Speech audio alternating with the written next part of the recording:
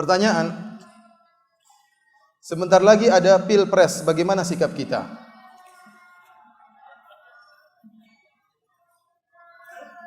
Ya ikhwan, masalah pemilu secara umum ya adalah masalah yang dikhilafkan oleh para ulama ya. Kalau kita lihat ya, dan ini masalah kontemporer. Dan pemilu telah terjadi di banyak negara, bukan cuma Indonesia, di Kuwait, di Yaman, kemudian di Irak, ya, Aljazair dan yang lainnya.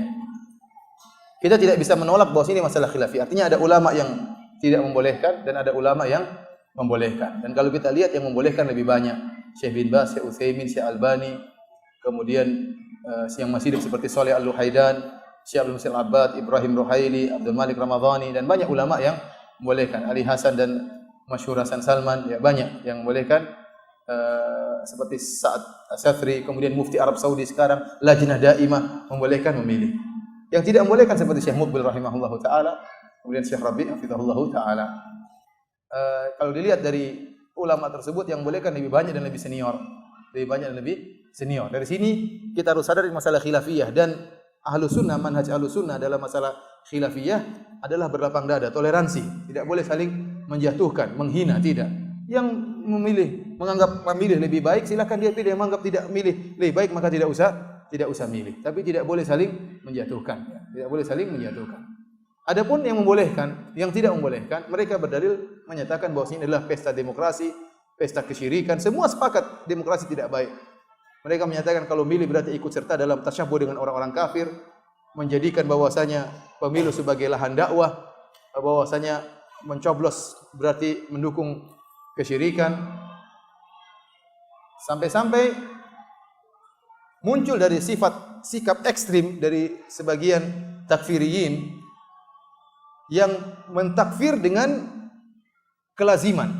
Sampai muncul dari sebagian mereka mengatakan semua yang nyoblos musyrik kafir. Termasuk orang-orang di bawah kolong jembatan yang ikut nyoblos, masa apa termasuk apa? Kafir. Ini tidak benar. Ini tidak benar.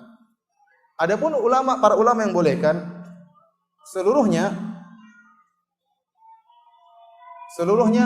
ini azan dari mana?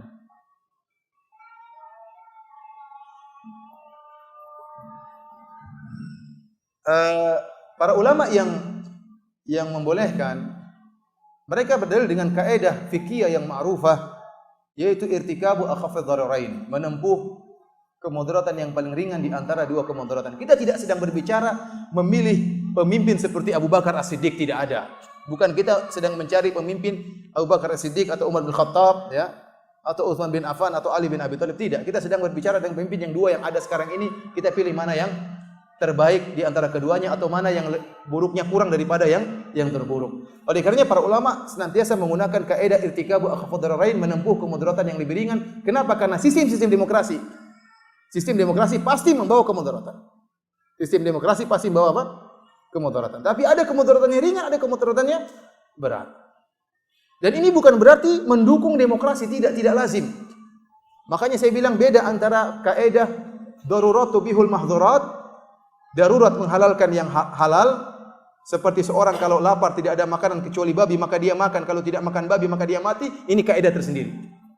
Kalau tidak makan babi maka dia mati, maka babi jadi halal tatkala itu. Ini kaidah tersendiri. Adapun kaidah tentang pemilu bukan ini kaidahnya. Kaidahnya irtikabu akhafidh dhararain, yaitu menempuh dua kemudaratan yang tidak mungkin dihindarkan. Contohnya ini tidak sama, tapi maksudnya contoh dua kemudaratan yang tidak bisa dihindarkan. Contohnya ada pencuri masuk ke rumah kita, ingin mencuri.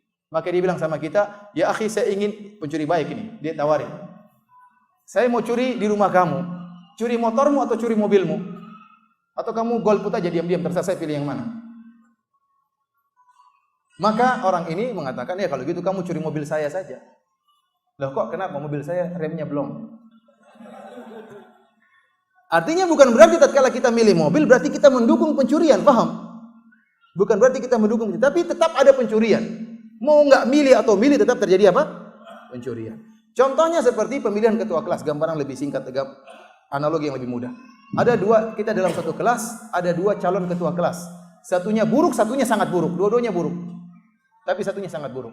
Maka sikap kita sebagai anggota kelas tatkala disuruh memilih, bisa kita golput, bisa kita milih. Kita golput atau milih tetap ada ketua kelas. Dan keputusan-keputusan dia akan berdampak pada kita. Kalau kita tidak ingin kena mudarat, keluar dari kelas tersebut, pindah sekolah, baru keluar dari kemudaratan. Paham? Jadi maksudnya menempuh kemudaratan yang tidak bisa dihindari. Menempuh kemudaratan yang paling ringan di antara dua kemudaratan yang tidak bisa dihindari. Demikian juga pemimpin.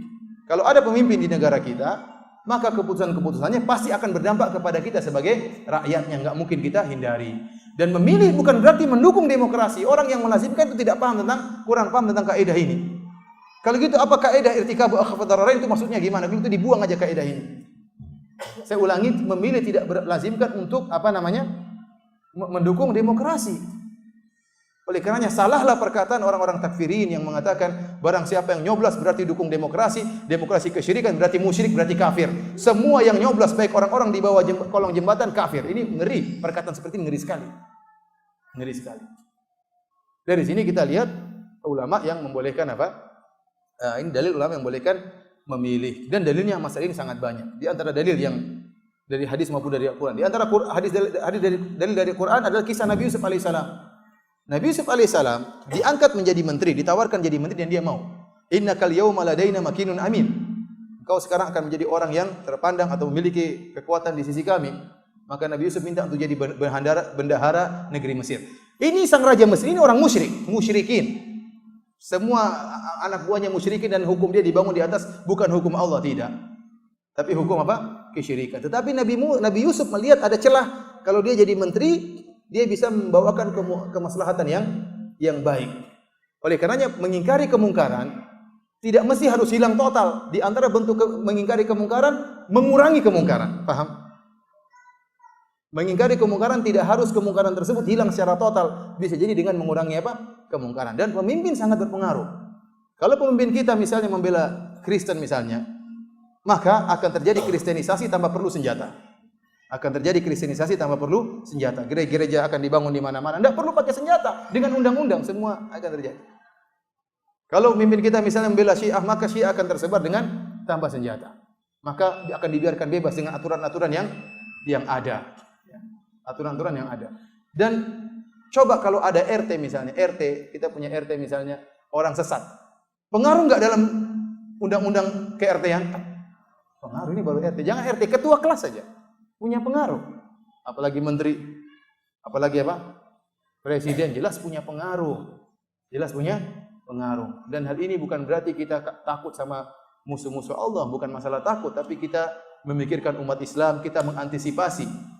Orang yang nyoblos bukan ketakutan, bukan, tapi diantisipasi jangan sampai terjadi apa yang tidak, keburukan yang lebih parah. Dari sini para hadirin rahmatillah subhanahu wa taala, saya katakan masalah khilafiyah, yang mau nyoblos silakan, yang enggak nyoblos juga silakan. Cuma para asatidzah mengingatkan, kalaupun nyoblos atau tidak nyoblos, jangan terlalu sibuk dengan politik. Waktunya nyoblos selesai, sudah tidur, pulang sama istri, tidur sama istri, sudah selesai. Akhirnya apa? Yang nyoblos ikuti terus, habis waktu. Yang enggak nyoblos juga sama ngikutin terus. Untuk mencela-cela yang apa? Yang nyoblos. Ada kelompok yang ketiga yang tidak ikut sama sekali, udah tidur, dia enggak urusan. Oleh karena jangan menjadikan hal ini sebagai penghalang dari penuntut ilmu. Kita ngaji-ngaji. Tapi ada masalah yang perlu bimbingan. Oleh karenanya MUI, Majelis Ulama Indonesia, mengeluarkan fatwa, dan saya dengar sendiri dari Kiai Haji Khalil Ridwan LC, salah satu pimpinan MUI pusat, dia mengatakan kami sebagai MUI mendapat tugas dari pemerintah untuk mengarahkan umat. Umat tidak dibuat bingung. Mereka bingung, milih atau tidak, maka kita arahkan pilihan yang terbaik membela Islam dan lebih dekat kepada kaum muslimin. Dan saya ingatkan, kita bukan sedang memilih Umar bin Khattab, ya, jangan salah sangka. Atau memilih Ali bin Abi Thalib, tidak. Tapi kita sedang memilih yang mudaratnya lebih ringan dan kita berharap ada kebaikan yang bisa diberikan. Oleh karenanya lihat bagaimana kaum muslimin senang tatkala Romawi mengalahkan Persia. Wa hum min ba'di ghalabihim sayaghlibun fi bid'i sinin. Lillahil amru min qablu wa min ba'du wa yauma idzi yafrahul mu'minun. Kata Allah Subhanahu wa taala surat Rum, ghulibatir Rum. Rum dikalahkan oleh Persia, maka kaum muslimin sedih tatkala itu. Para sahabat sedih. Namun kata Allah, wa hum min ba'di ghalabihim sayaghlibun. Namun Romawi akan mengalahkan Persia dalam beberapa tahun berikutnya. Dan benar tatkala itu akhirnya Romawi mengalahkan Persia.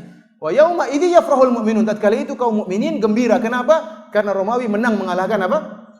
Persia. Kenapa? Persia bukan ahlul kitab. Persia Majusi penyembah matahari. Kemudaratan lebih besar daripada ahlul kitab. Paham?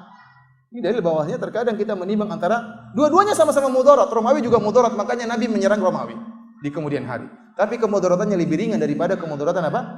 Majusi. Makanya kaum mukminin gembira tatkala itu dengan menangnya Romawi mengalahkan apa? Persia. Adapun dalil tentang terakhir saya katakan, ini bukan kaedah darurat. Jangan sampai orang mengatakan, ya Ustaz, kita tidak milih pun tidak mati, kita bisa berdakwah. Ini bukan masalah darurat. Tetapi dua kemudaratan yang tidak bisa dihindari. Masih mau lagi apa sudah? Hah? Sudah ya? Saya juga capek.